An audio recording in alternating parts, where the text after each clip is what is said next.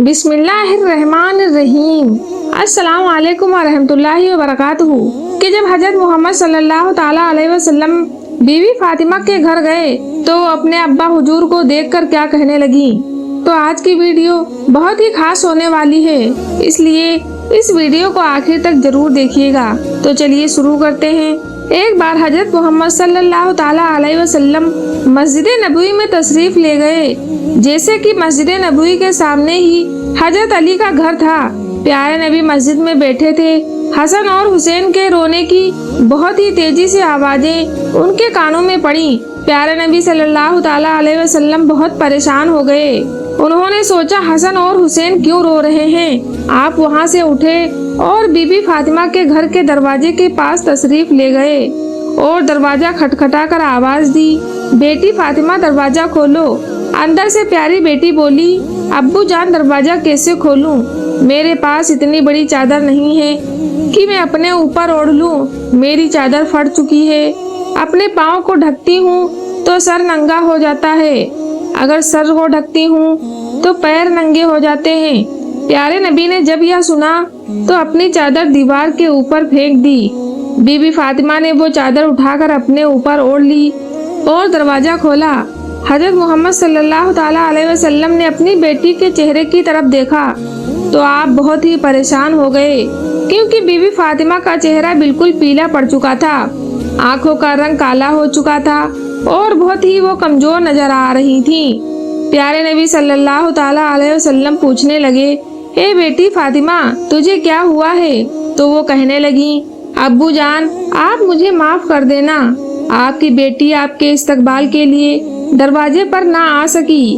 آپ کی بیٹی کئی دنوں سے بھوکی ہے، بھوکی ہونے کی وجہ سے وہ اتنی کمزور ہو گئی ہے کہ چارپائی سے اٹھا بھی نہیں جا رہا ہے۔ میرے شوہر حضرت علی شیر خدا اسلام کی تبلیغ کے لیے اللہ تبارک تعالیٰ کی کتاب کو مختلف علاقوں میں پہنچانے کے لیے گئے ہیں اور گھر میں کچھ نہیں ہے کھانے کو، کہہ کر بی بی فاطمہ رونے لگی اور کہنے لگی، اے ابو جان ہم کیا کریں؟ آپ پیارے نبی صلی اللہ تعالیٰ علیہ وسلم اپنی بیٹی کی بات سن کر وہ بھی رونے لگے اور کہنے لگے کہ میں مسجد نبوی میں تھا، حسن اور حسین کی رونے کی آواز بہت تیزی سے آ رہی تھی، میرے کانوں میں پڑی، میں پریشان ہو کر آیا ہوں، حسن اور حسین کیوں رو رہے ہیں؟ بیٹی بولی، بابا جان روئے نہیں تو کیا کریں، حسن اور حسین 2 دن سے بھوکے ہیں اسی لیے رو رہے ہیں۔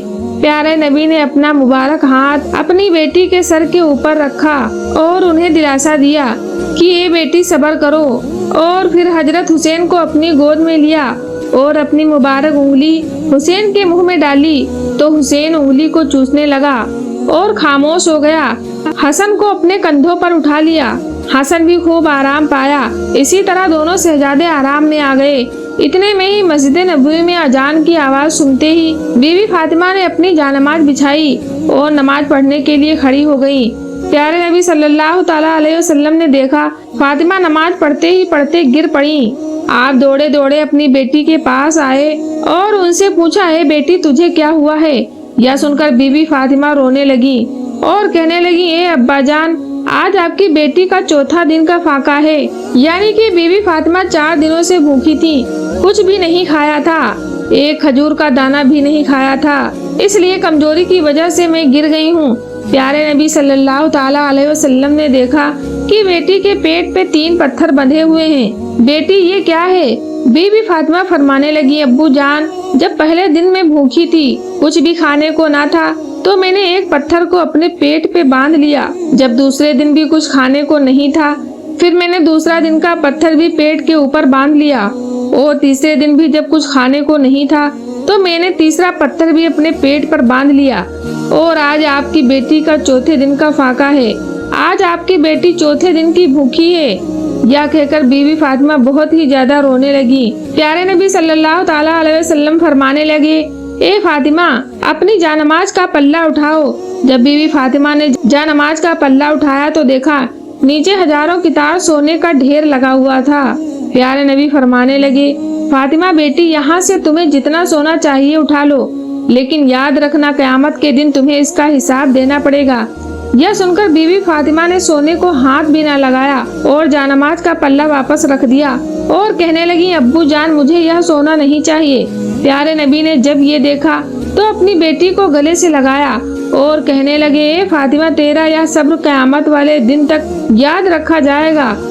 तुम्हारा शोहर हजरत अली इस्लाम की तबलीग के लिए मुख्तलिफ इलाकों में अल्लाह ताला की किताब पहुँचाने के लिए गया है, इसलिए नबी के खानदान के चूल्हे ठंडे पड़ गए हैं। ए बेटी, सब्र करो, अल्लाह सब्र करने वालों के साथ होता है। उसके बाद प्यारे नबी सल्लल्लाहु ताला अलैहि वसल्लम ने अपने पेट से कपड़ा हटाया तो बीबी फातिमा ने देखा कि उनके पेट पे तो 3 ही पत्थर बंधे हुए थे, जबकि प्यारे नबी सल्लल्लाहु ताला अलैहि वसल्लम के पेट पर तो 4 पत्थर बंधे हुए थे। रसूलुल्लाह सल्लल्लाहु ताला अलैहि वसल्लम फरमाने लगे, ए बेटी, तू 3 दिन की भूखी है और मैं 4 दिन का भूखा हूँ। मेरा आज चौथे दिन का फाका है। मैंने अपने पेट पर 4 पत्थर बांधे हुए हैं। प्यारे नबी रसूलुल्लाह सरकार दो आलम ऐसा क्यों करते थे? उनके ऐसा करने की वजह क्या थी? चाहते तो पहाड़ों को भी सोना कर देते। वो भूखे क्यों रहते थे?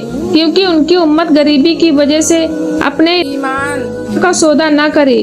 उसकी उम्मत या ना कहे कि हमारे नबी ने तो शान शौकत से जिंदगी गुजारी है और हम गुर्बत में रह रहे हैं। प्यारे नबी सल्लल्लाहु ताला अलैहि वसल्लम की उंगली के इशारे पे चांद चला था।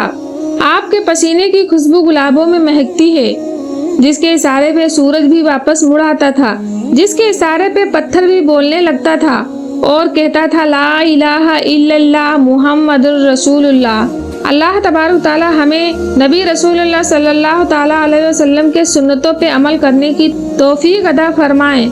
आमीन।